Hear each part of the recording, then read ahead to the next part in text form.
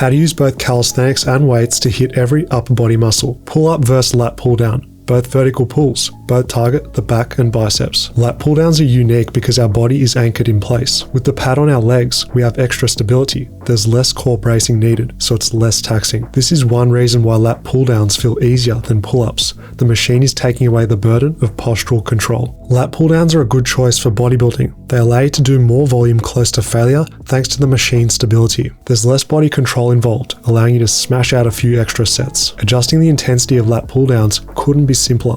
Just set the weight stack lower or higher to suit your level. If you're a beginner looking to unlock pull-ups, lat pull-downs allow you to gradually progress towards lifting your body weight. Pull-ups involve lifting your body weight as the resistance. Calisthenics is mainly about closed chain movements. The hands are fixed and the body moves. Pull-ups increase your relative strength. Pound for pound, how strong you are relative to your body size. People with a lower body fat percentage will find pull-ups easier and lat pull-downs harder. The challenge with pull-ups is managing your body in space. Having to control momentum and swinging can be tiring on the core, especially towards the end of a set. Having to stabilize ourselves in the pull-up is a contrast to lat pull-downs. Sure, it's more fatiguing, but pull-ups develop full body control as a result. If you're a beginner with a weak back, use pull-up regressions to build your strength towards the full thing. Pull-ups require minimal equipment but bring maximal results. All you need is something to hang from. Bench press versus push-up. Both horizontal pushing, both are popular for good reason. The bench press is a gym lift which requires no introduction. It's probably one of the first exercises you ever tried when lifting weights. People interested in getting stronger do bench press to measure their 1 rep max. Others do bodybuilding to use it to pump their pecs. Being able to progress forever with a variety of rep ranges is the advantage of bench press. Low reps of 5 or less for building strength, or higher reps to bias hypertrophy. Bench press improves our absolute strength, increased force generation from our muscles so we can push heavy stuff. The bracing from the bench creates stability. All of our energy can be channeled towards the pressing motion. If you're only concerned about aesthetics or weightlifting strength, bench press is an obvious primary compound. Besides, being able to answer the question, how much do you bench bro, is a rite of passage. The push-up is one of the most trusted bodyweight exercises. Push-ups are great for building muscle in the chest and developing basic upper body strength. Unlike the bench press, our shoulders are moving organically through retraction to protraction. With our scapula free to move, this enhances shoulder stability for a well-functioning upper body. The major difference with the bench press is the core must work hard to keep a plank posture. We all know the feeling of the lower back giving out after a high rep set of push-ups. The core can fail before the chest and arms, which is annoying. The main criticism of push-ups is they're too easy after some practice. Having to do 20 plus push-ups to reach fatigue can become a chore if you prefer bench press for lower reps. Introducing the weighted push-up. This is how you make the basic push-up as hard as your heart desires. Otherwise, if you can't be bothered adding weights, single arm push-ups will be more than challenging enough for probably 80% of you watching. Dumbbell bench press and ring push-ups can be interchanged. With dumbbell bench, it's easier on the joints because you've got more freedom of movement compared to a barbell. With ring push-ups, the increased ROM and horizontal adduction makes them different to floor push-ups. For upper chest, use either the incline bench or decline push-up. A bench angle of 30 to 45 degrees is the sweet spot for most people on chest day. Decline push-ups share the same relative torso position as before, except flipped upside down. Preacher curl versus ring curl. Arm day just got more exciting. The preacher curl is useful for overloading the biceps. Having the arm in front of the body targets the short head of the biceps. Of course, this will develop the biceps as a whole, but will also increase bicep width. Preachers are quite challenging at the bottom range when the elbows are straight. Please don't skip that bottom part of the rep, as this is where the most gains are made. Be mindful of lowering down with control, using the biceps as brakes to get a nasty pump and stimulus. Beware with preachers, as there is some risk. Please use a range of motion that's within your tolerable stretch and build up slowly over time. The bodyweight ring curl allows us to isolate without weights. The biceps don't discriminate. Whether it's tension from weights or body weight, they will grow if you hit them hard. With ring curls, think about lifting your shoulders up as you curl the arms. This motion uses 2 functions of the biceps, shoulder and elbow flexion. You have to brace your body like a plank as your arms go through the motions. A lower ring height and a more horizontal posture is how we increase the weight going through the biceps. It's great knowing that you never have to miss an arm day with rings. Keep watching because we've got more options coming soon. Of course, you can also hit a single arm curl for unilateral focus and higher intensity. The incline curl and pelican curl are stretch focused for the biceps. Being supported on a bench prevents body English, allowing you to really grind out curls using just the arms. The Pelican curl has the arms behind the body, offering a similar stimulus on the long head of your biceps as the incline curl. Dumbbell chest fly versus ring fly. Pump your pecs with both. The dumbbell fly is one of the best ways to isolate the chest. The real magic happens at the deep stretch. It's important to emphasize the bottom portion of the lift. This is because when using dumbbells, the resistance is pretty much negligible at the top with free weights. Bent elbows is best practice, as you'll get a huge stretch on the chest while keeping the biceps safe, mitigating risk of injury. There's a case to be said for just half repping from the deep stretch with dumbbell flies. You'll spend more time in a range that's giving the most return on your time and effort. Don't be surprised if you get some serious muscle soreness after using this intensity technique of stretch partials. The ring fly is a popular calisthenics exercise for growing your chest. The converging motion of the hands is what makes flies shine when compared to floor push-ups. This exercise is straightforward to learn with some practice, allowing everyone to enjoy bodyweight bodybuilding. With rings, we can safely flare the elbows out while keeping the shoulders happy. The movement, instability, and stress is comparable to a dumbbell fly, making it a nice substitute. Both the deep stretch and contracted top are valuable with ring flies.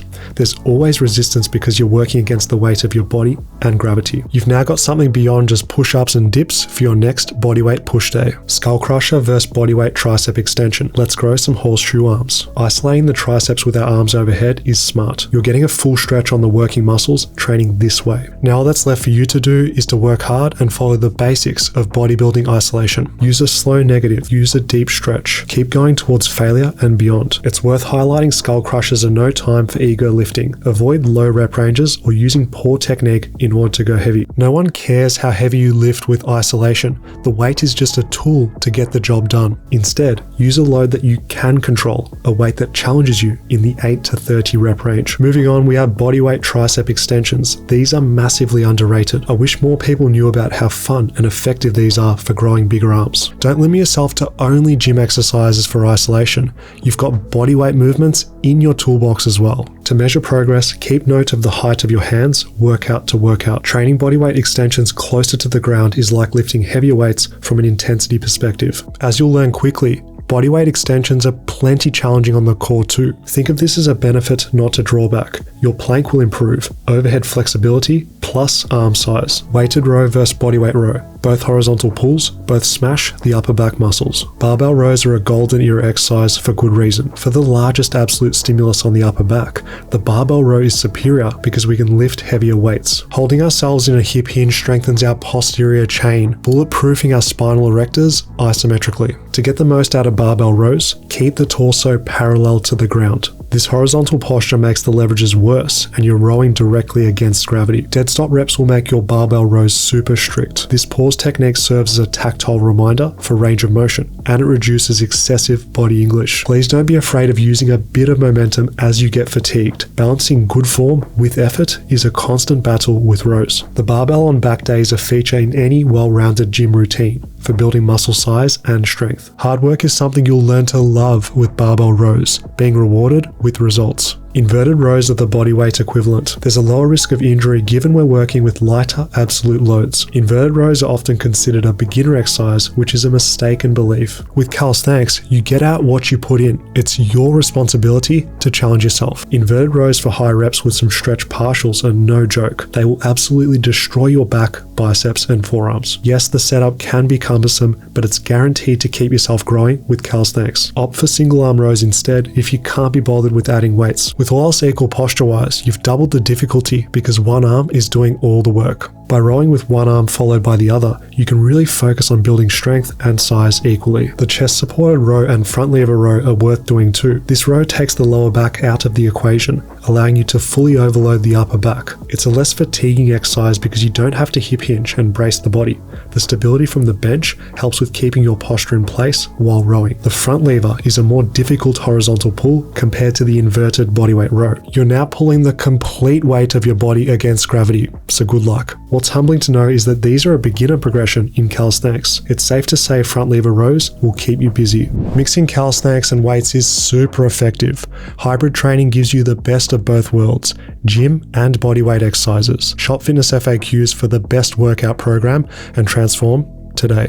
Overhead press versus pike push-up. Both target the shoulders in the vertical plane. The dumbbell overhead press feels good for most people. Because our hands can move freely, your body can use a pushing path which is comfortable and strong. Elbows in dumbbell press hits more front delts. Flaring targets your lateral delts more so. Now, because of this extra freedom, there's less stability. This means you can't lift as heavy as the barbell equivalent. Sitting with our back supported keeps our body still. The core isn't working overtime, but the upper body is. The dumbbell press is underrated as a general strength and mass builder.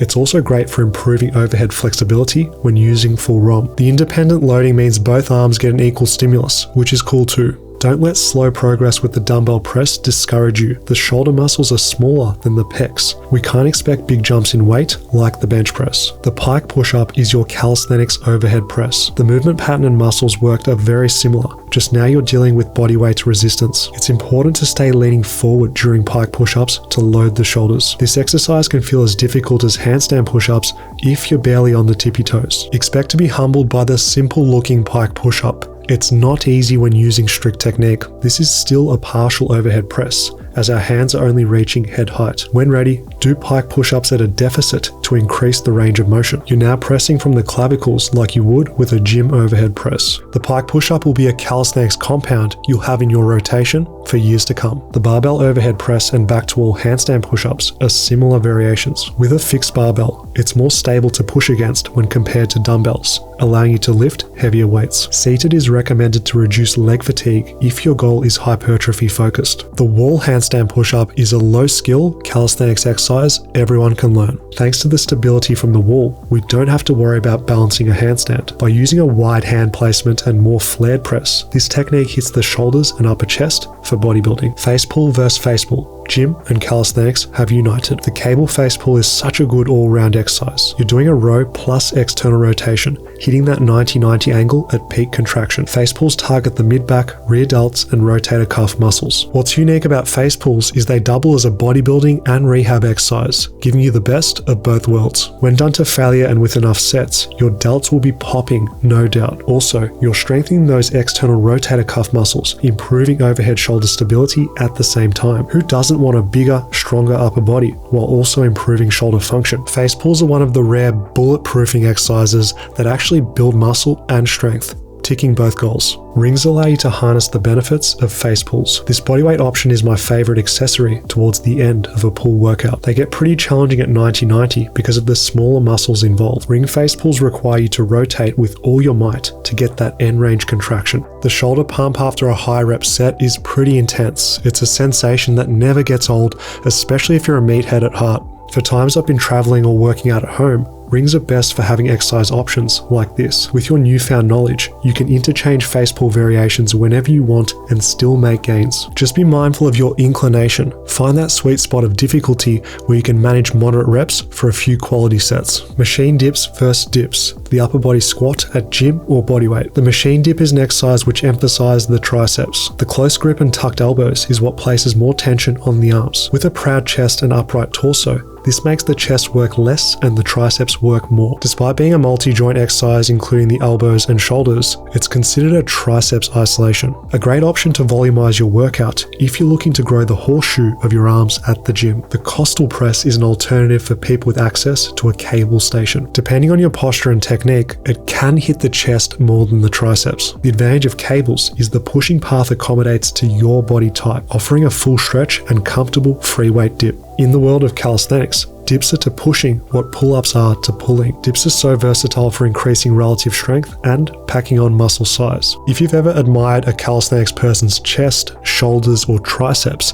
dips are responsible for the majority of their size. With dips, you've got a stable exercise, working through a large range of motion. There's no core fatigue like with push-ups, meaning you can hit dips hard and fully exhaust the upper body. There's usually a correlation with someone's dip strength and their overall pushing proficiency. If you can dip heavy, you can bench heavy, no problem. If you can dip heavy, handstand push-ups will be easier to learn with practice too. Dips are such a good bang for buck exercise. Strength transfers to both calisthenics and free weights, and the muscle size speaks for itself. If you can only choose one bodyweight push for life, dips offer the most longevity. Rear delt fly versus reverse ring fly. Boulder shoulders are coming your way. The rear delt fly is a weight room classic. Technique is simple. Lead with the hands and pinch your shoulder blades as you form a T shape. Straight arm flies are inherently harder thanks to the distal loading and longer lever. These aren't better or worse than bent arm flies. It comes down to personal preference and goals. The dumbbell rear delt fly is perfect for home workouts or in a busy gym. No need to wait around for machines. Reverse flies on rings are good for growth. You have to keep leaning backwards to make sure tension stays on the rear delts. Pull forcefully from the start and then lower down with time under effort. Reverse flies are a good choice for drop sets, doing your reps to failure,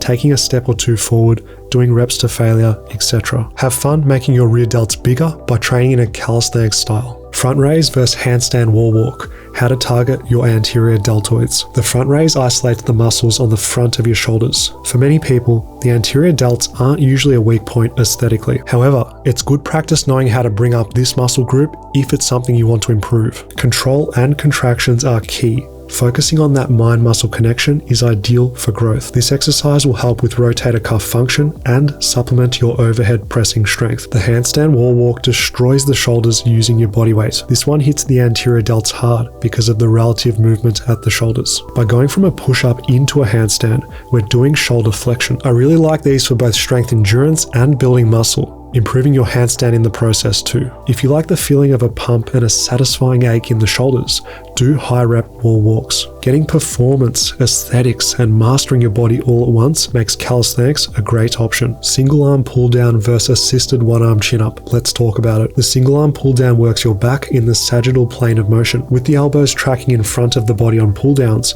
you're training the back muscles in a different way. The stretch on these hits different compared to regular pull downs. The magic lies in the cross body reach at the top and the strong squeeze at the bottom. Try to keep your torso still, just moving the shoulder and arm. This makes sure that your back and biceps are bearing the burden. Because the one arm pull down has similar biomechanics to one arm chin ups, this can be used as a progression. Assisted one arm chin ups emphasize one arm more than the other. This intensifies your standard two arm chin ups, meaning you can be challenged for lower reps and build strength. Your goal is to use mainly the working arm.